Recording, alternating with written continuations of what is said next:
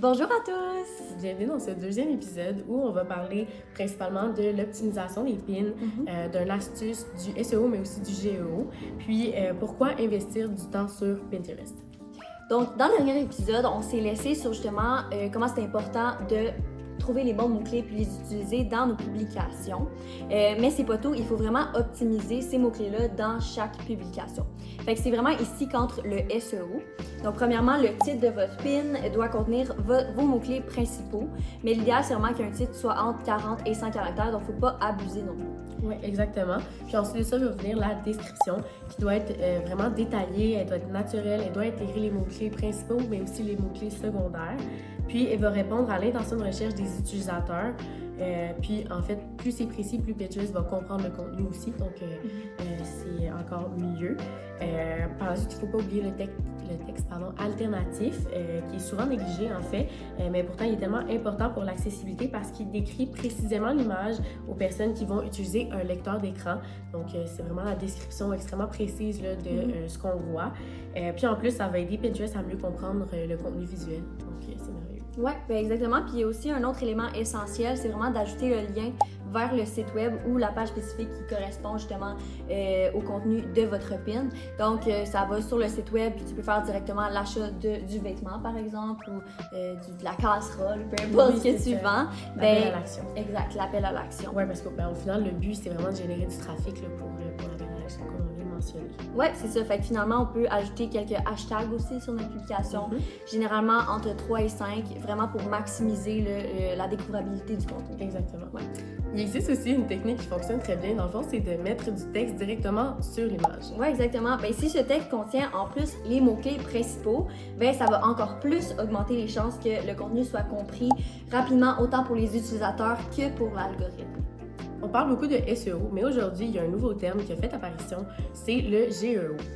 Oui, le GEO, c'est Generative Engine Optimization, consiste à optimiser son contenu non seulement pour les moteurs de recherche traditionnels, mais aussi pour les intelligences artificielles génératives. Autrement dit, c'est un contenu il est bien structuré, il est clair et riche en informations. Il va davantage avoir de chances d'être repris ou recommandé pour les outils d'intelligence artificielle. Oui, Pinterest répond déjà très bien à cette logique-là, puisqu'on valorise vraiment les contenus qui sont plus organisés, descriptifs, puis centrés, comme on a mentionné un petit peu plus tôt, sur les besoins de l'utilisateur.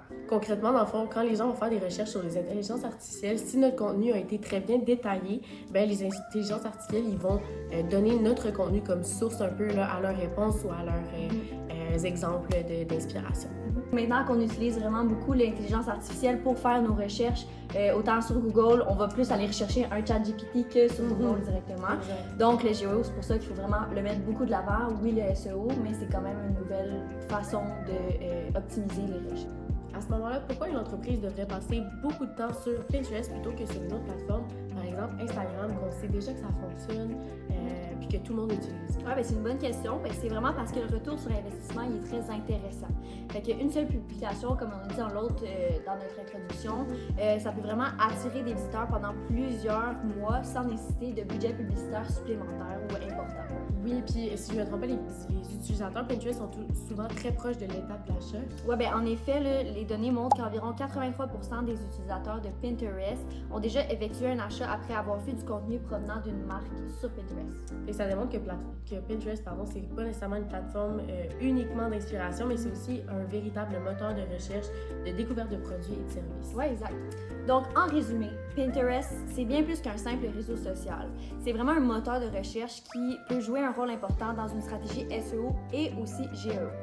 En créant un compte business, en recherchant les bons mots-clés, en publiant régulièrement du contenu de qualité, en optimisant chacune de nos pins et les organisant stratégiquement, on augmente considérablement nos chances d'améliorer notre visibilité et de générer un trafic organique et durable. Donc, dans un environnement qui est numérique de plus en plus compétitif, exploiter Pinterest représente une occasion de rejoindre des utilisateurs qui recherchent déjà des idées, des produits ou des services comme la vôtre. Donc, merci beaucoup d'avoir été avec nous en fait aujourd'hui. On espère que cet épisode vous aura plu puis ça va vous avoir donné envie de considérer Pinterest autrement, de l'utiliser autrement et surtout de l'intégrer à votre stratégie marketing.